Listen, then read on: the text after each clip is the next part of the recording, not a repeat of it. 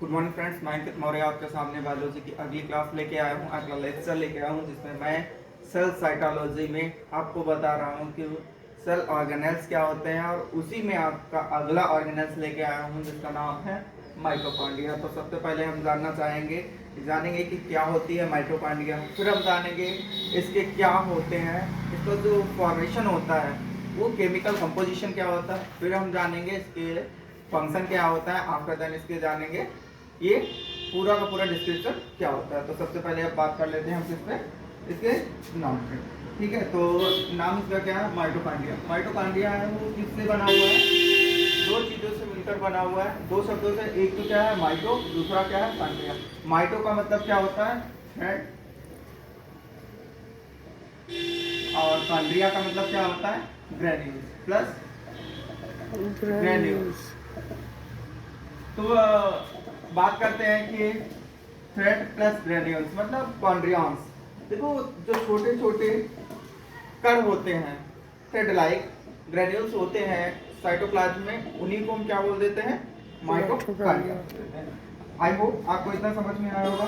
अब हम बात करेंगे कि इसकी खोज किसने की थी। तो इसकी खोज किसने की थी, बेंडा ने की। किसने की थी, बेंडा ने की थी। खोज किसने की थी, बेंडा ने की थी। और अल्टमान भी कहीं कहीं पे आते हैं। देखिए जो माइटोकॉन्ड्रिया का मोस्टली सेल ऑर्गेनेल्स क्या होते हैं, डबल लेयर्ड होते हैं। कैसे होते हैं, डबल लेयर्ड। लेकिन जब इसकी एक लेयर होती है उस समय इसे बायोप्लास्ट बोलते हैं, लेकिन जब डबल लेयर्ड हो जाता है तो इसे माइटोकॉन्ड्रिया बोलते हैं। अब हम इसके सबसे पहले बात करेंगे किसके, इसके चित्र की। तो अब हम देखते हैं कि इसका चित्र क्या होता है। अब इसका चित्र क्या होता है, यहाँ पे मैं ओवल शेप में बना रहा हूँ। वैसे माइटोकॉन्ड्रिया कई शेप में होती है, ओवल होती है, सिलेंड्रिकल होती है, इलेप्टिकल भी होती है, डिफरेंट साइज में मिलती है, स्फेरिकल भी कहीं कहीं मिलती है। तो हम ओवल वाली की बात करते हैं। तो इसकी सबसे बाहर की जो लेयर होती है इसे क्या बोलते हैं, आउटर लेयर बोलते हैं।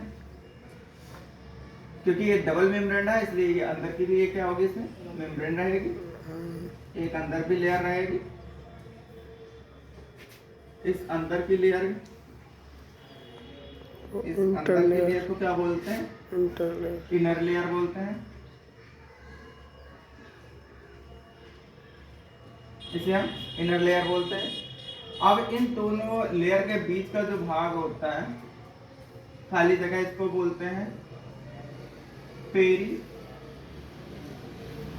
Mitochondrial space. इसे पेरी माइटोकॉन्ड्रियल स्पेस बोलते हैं। अब इसके अंदर क्या होती है, ये फिंगर लाइक क्या पाई जाएंगी, स्ट्रक्चर्स पाई जाएंगी।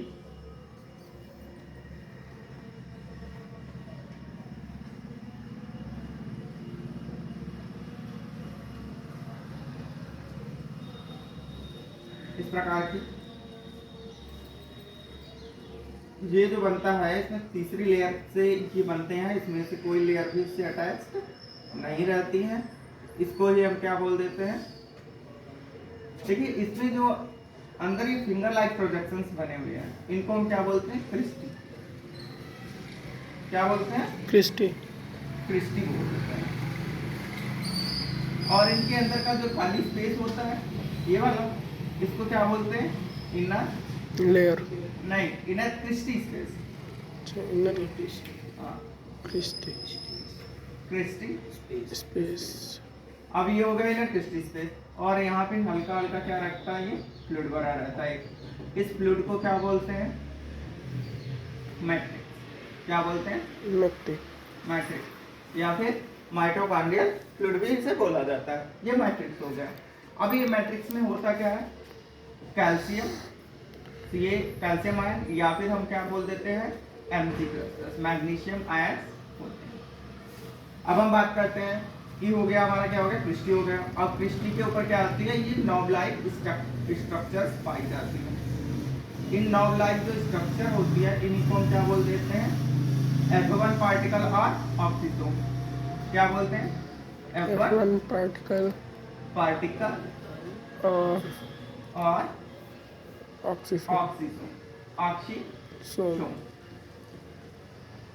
अब यहाँ तक हो गया। अब इसके अंदर क्या रहता है, फ्लूइड भरा रहेगा जिसे मैट्रिक्स बोल देते हैं या फिर माइटोकॉन्ड्रियल क्या बोल देंगे, सेट। माइटोकॉन्ड्रियल माइटोप्लाज्म, माइटोप्लाज्म भी बोला जाता है। ठीक है, अब इसमें क्या रहेगा, इसमें इस प्रकार से क्या रहेंगे, खुद का डीएनए रहता है। क्या रहता है, खुद का डीएनए, माइटोकॉन्ड्रिया, माइटोकॉन्ड्रिया डीएनए।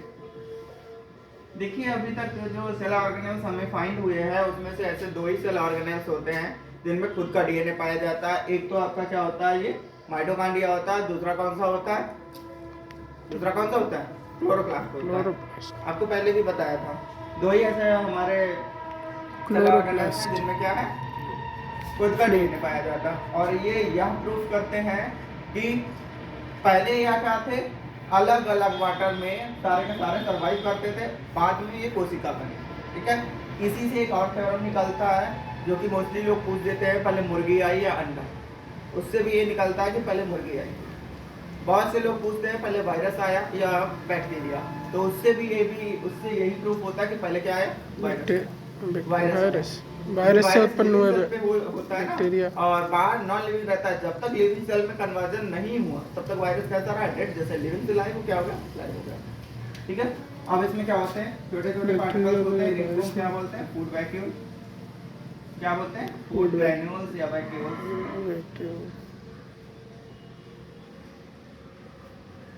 ये हमारे क्या हो जाएंगे, फूड ग्रैन्यूल्स हो जाएंगे। और इसमें अब छोटे छोटे क्या पाए जाएंगे, राइबोसोम पाए जाते हैं। क्या पाए जाते हैं, राइबोसोम। आई होप आपको ये माइटोकॉन्ड्रिया का चित्र समझ में आया होगा, इसे आप बना लीजिए। अभी हमने क्या बात की था, इसके स्ट्रक्चर की बात की थी। अब हम माइटोकॉन्ड्रिया की क्या बात करेंगे, केमिकल कंपोजिशन। केमिकल कंपोजिशन जैसे कि हम पता है ना, आपको बताया था कि पिज्जा में क्या क्या पड़ा होता है, तो वैसे अब हम बात करेंगे इसमें क्या क्या पड़ा होता है। तो ये ज़्यादा टेस्टी वेस्टी नहीं होता है। इसमें क्या होता है, लिपिड होता है, प्रोटीन होता है और न्यूक्लिक एसिड होता है। न्यूक्लिक एसिड किस फॉर्म में होता है, डीएनए के फॉर्म में। क्या किस फॉर्म में होता है, डीएनए के फॉर्म में होता है। प्रोटीन तो आपको पता ही है, क्योंकि प्रोटीन है तभी उसका स्ट्रक्चर बन रहा है। किसी भी चीज़ को फॉर्मेशन में प्रोटीन ही में भूमिका निभाता है। और लिपिड क्या होता है, इसके बाद एक लेयर बनाए रखता है, कुछ अमाउंट में पाया जाता है। अब देखिए लिपिड जो होता है वो 50 to 70% पाया जाता है। प्रोटीन आपका 30% पाया जाता है, 50 to 70%। और ये कितना पाया जाता है, 30 to 50% तक पाया जाता है। अब हम बात करते हैं क्या फंक्शन की। और तो अब जो माइटोकॉन्ड्रिया होता है, जो मेनली फंक्शन क्या करता है, वो क्या करता है, सेलुलर रिस्पायरेशन। अब किसका करता है, सेलुलर रिस्पायरेशन। तो अब हम जानते हैं कि सेलुलर रिस्पायरेशन होता क्या है। तो सेलुलर रिस्पायरेशन क्या होता है, देखिए रिस्पायरेशन जो होता है, हमने सांस ली और छोड़ दी, इसको रिस्पायरेशन नहीं करते हैं। छोटी क्लासों में बच्चों को मोस्टली यही बताया जाता है कि सांस को अंदर लेना और बाहर छोड़ना, ये रिस्पायरेशन। रिस्पायरेशन नहीं से हम ब्रीथिंग बोलते हैं, इसे श्वसन बोलते हैं, ब्रीथिंग बोलते हैं। और रिस्पायरेशन की प्रोसेस में एक छोटी सी एक प्रोसेस आती है जिसमें ये किया जाता है। फिर क्या होता है, जब हमने सांस ली अंदर गए, हमारा जो क्या होते हैं, लंग्स होते हैं। लंग्स में क्या होती हैं, कैपिलरीज होती हैं। और वहाँ पे क्या होता है, डिफ्यूजन के थ्रू कार्बन डाइऑक्साइड जो होती है ब्लड से किस में आती है, खाली जगह में। ऑक्सीजन जो होती है वो भी डिफ्यूजन के थ्रू कहाँ पहुँच जाती है, ब्लड में। ब्लड में होता क्या है, हीमोग्लोबिन होता है, हीम नाम की प्रोटीन होती है।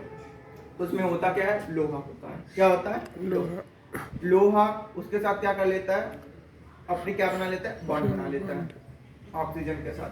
ठीक है, और बना लेता है क्या, ऑक्सी हीमोग्लोबिन। और वो वापस कहाँ जाता है, हार्ट में जाता है। हार्ट से कहाँ भेज दिया जाता है, पूरी बॉडी में वही ऑर्गन्स किसमें जाएगा, टिश्यू में जाएगा, सेल के जाएगा साइटोप्लाज्म में, फिर कहाँ पहुंचेगा, माइटोकॉन्ड्रिया। अब माइटोकॉन्ड्रिया में क्या होगा, उसको तोड़ेंगे और हमें क्या मिलेगी, एनर्जी। माइटोकॉन्ड्रिया में जो प्रोसेस होती है एनर्जी फॉर्मेशन की, उसी को क्या हम बोलते हैं, सेलुलर रिस्पायरेशन। आई होप इतना समझ में आया। अगला क्या होता है, एटीपी ट्रांसपोर्ट। अब देखिए तो अभी तो एटीपी ट्रांसपोर्ट की बात आई, तो एटीपी ट्रांसपोर्ट में क्या होता है, जो हमारी एटीपी सेलुलर रिस्पायरेशन से बनती है उसको पूरी बॉडी में क्या करना होता है, भेजना पड़ता है जहाँ उसकी नीड होती है। तो उसी के लिए जो होता है क्या, एटीपी का क्या होता है, ट्रांसपोर्ट बनता है। और सबसे पहले आप जान लेते हैं कि एटीपी बनती कैसे। पहले क्या होता है, ग्लूकोज। ठीक है, ग्लूकोज क्या होती है, पायरुविक एसिड में टूटती है। पायरुविक एसिड में टूटने की जो प्रोसेस है उसको हम क्या बोलते हैं, ग्लाइकोलिसिस बोलते हैं। क्या बोलते हैं, ग्लाइकोलिसिस। अब पायरुविक एसिड है उसका क्या हो जाएगा, ऑक्सीडेशन हो जाएगा। क्या हो जाएगा, ऑक्सीजन। इसमें एंजाइम्स की मदद से, और उसमें CO2 भी रहता है।